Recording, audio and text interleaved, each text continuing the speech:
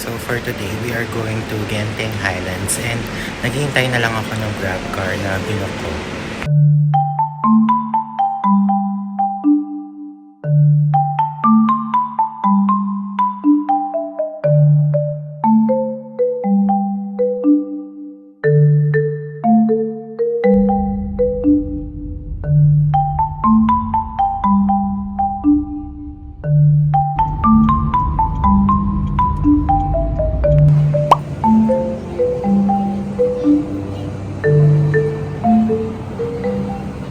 Guys, we have arrived na here sa KL Central and hanapin ko na yung bus papunta sa Genting Highlands. So guys, medyo nakaka-lost dito. So ito, bababa yata tayo here. Ayan. May katapat na Starbucks. Pero hindi ko sure kung tama. Ay, dito nga yata. Yan, here. And lakad pa tayo konti. Nakikita ko na yung ticket counter.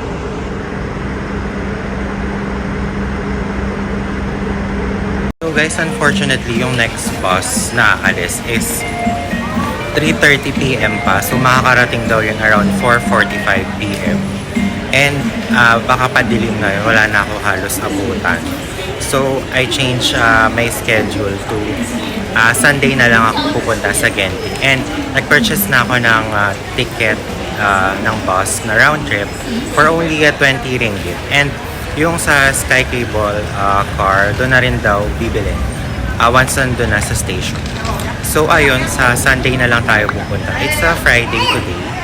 And sobrang busy. I think puno talaga yung trips nila. And medyo napansin ko, ang dami ring tao talaga. So ayun, sa Sunday na lang tayo pupunta. So guys, bala ko pumunta rito sa Aloft Hotel. Hindi ko alam kung saan siya. Oh my God. Hindi ko maintindihan tong sign na to. Ano ba yan? Saan ako mag-U-turn dyan? Charot.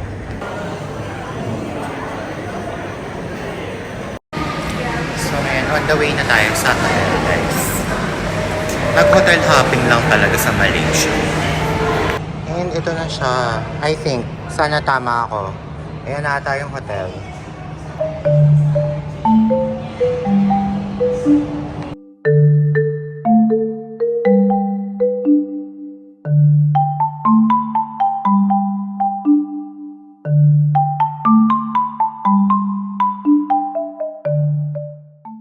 Hanapin na natin yung restaurant.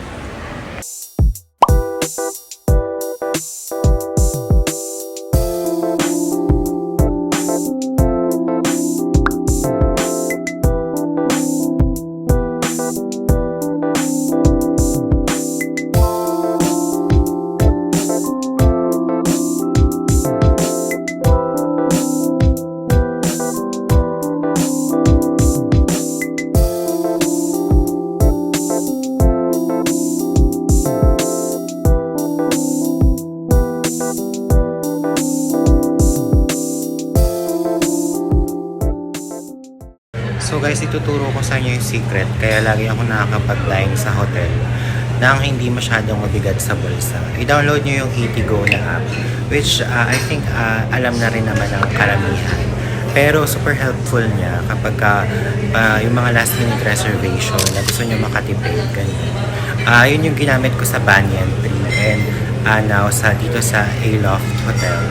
So ayun, nakakatipid tayo ng 20, 30, or even up to 50% of our bills. So ayun, I highly recommend na i-download nyo siya. Kasi pwede siyang gamitin like dito sa Malaysia and pwede rin siya sa other destinations like Hong Kong or Bangkok, ganyan. Umuulan na ng bongga guys. Parang good riddance na din na hindi ako tumuloy sa Genting Highlands dahil feeling ko kung ganito rin yung weather doon, mahirapan akong mag-explore. Kasi mostly outdoors yung gusto kong puntahan na area doon. Especially yung temple na sobrang ganda, sobrang Instagrammable, ganyan. So, ayun. Siguro, let's make the best out of this day na lang. Kahit wala talaga akong plan kasi gusto ko talagang mag-Genting Highlands today. Pero napasarap na naman yung tulog. So, ayun. Mag-cafe hopping na lang tayo today, guys. And, yung mag-food trip dahil, ayan, umuulan-ulan. Iba ang appetite natin kapag medyo malamig because of the rain. So ayun, kakain lang tayo whole day. Samahan niyo ako. Let's eat, guys.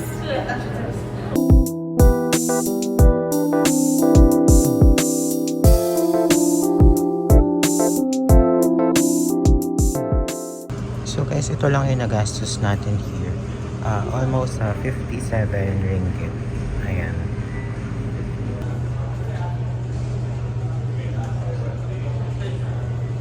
Guys, umuulan pa rin ng bonggang-bongga and mukhang hindi siya titigil anytime soon. So, ano na ang gagawin natin today? Mag-mall na naman. Tignan ko kung saan ako makakarating. And alam niyo naman na medyo hindi pa okay yung lalamunan ko. Parang inuupo-upo or sipon pa ako ng konti. So, ayun. Tignan natin. Ayoko magpaulan, guys. Baka mamaya matrangkaso pa ako ng full blow. So, ayun. Chill-chill lang muna tayo today.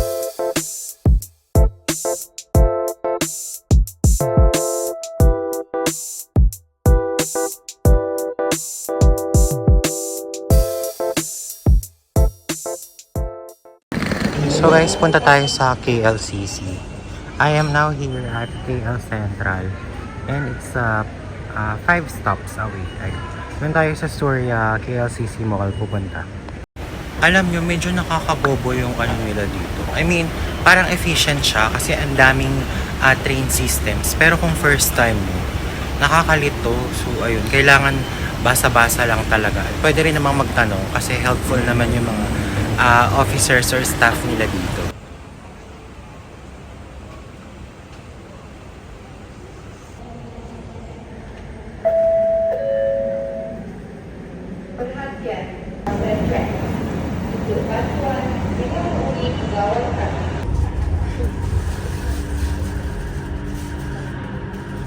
And we made it here sa KLCC station, guys.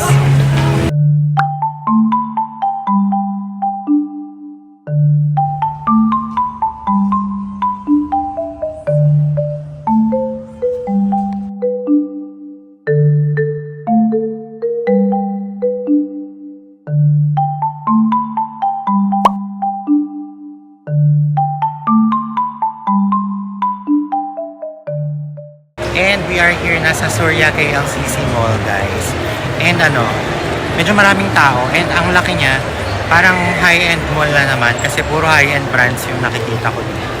So ayun, dito muna tayo tatambay kasi nasira ang plans natin dahil sa weather today.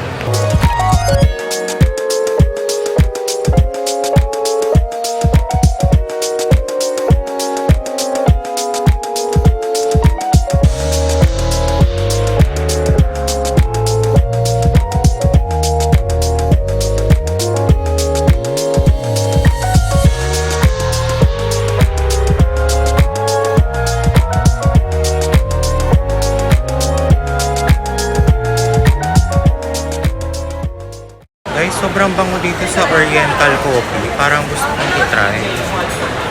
Kaso may pila. Parang very Asian vibe na sweet yung amoy. Parang may coconut something.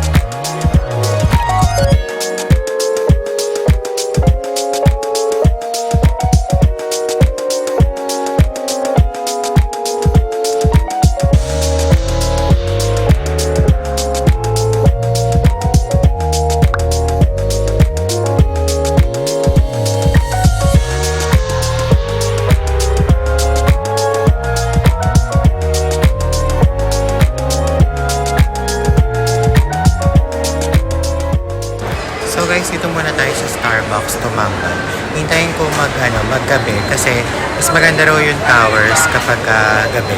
Kasi ano, anyway, nakita naman natin siya from afar. But let's see ng malapitan.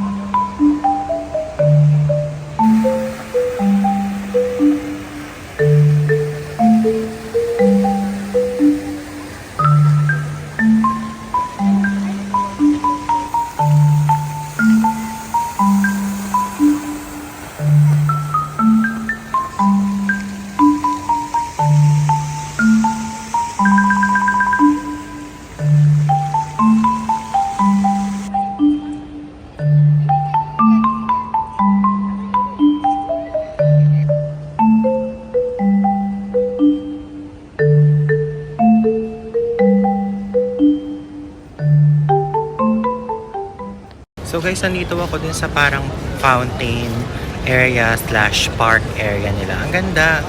Ang daming tao dito, ang daming nakatambay. And I heard mas maganda raw to pag gabi kasi may fountain show.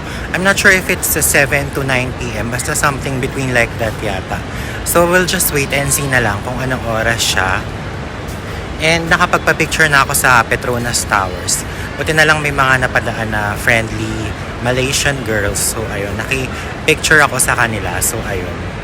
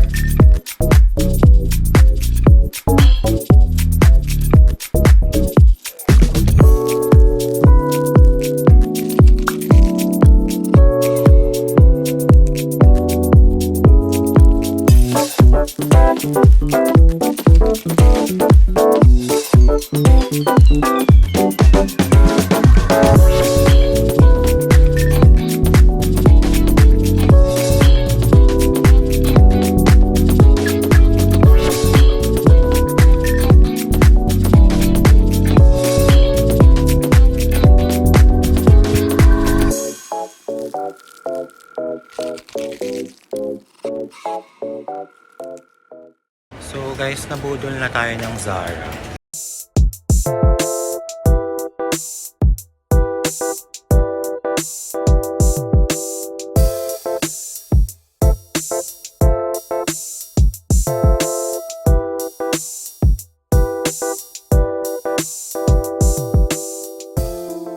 So guys, pabalik na tayo dun sa hotel and magti-train na lang ako. Magtitipid tayo dahil nabudol tayo sa Zara.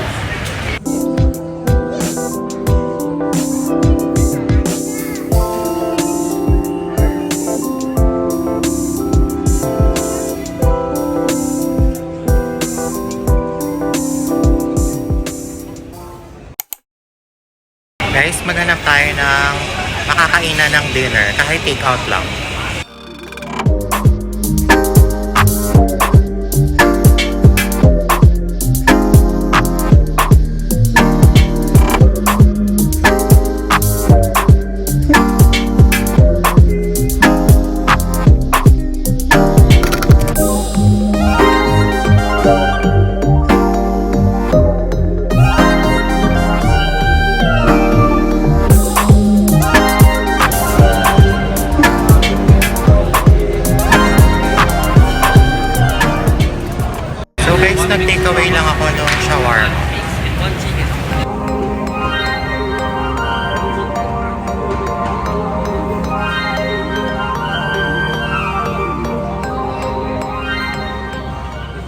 pumasok ako sa Sephora. Sana hindi tayo mabudol.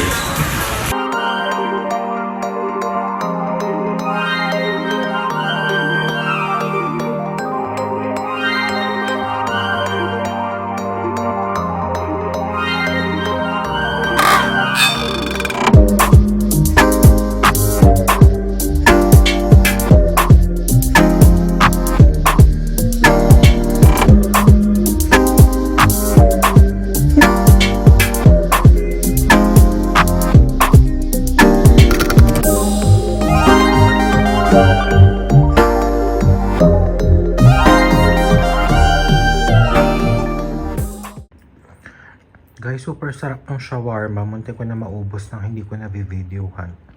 For 13 ringgit, super sulit niya. As in, iba yung lasa niya compared sa mga natitikman ko na shawarma sa atin sa Philippines.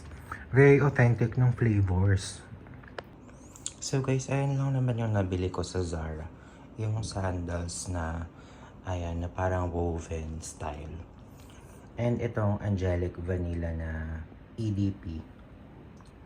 Ayan, 169 ringgit and 100 ringgit. So, ayun. Ayun lang ang Budol finds natin so far. Pero feeling ko, pag bumalik ako, at ayun, baka may mga mabili rin ako na Apollo. But let's see kung mabubudol na naman tayo.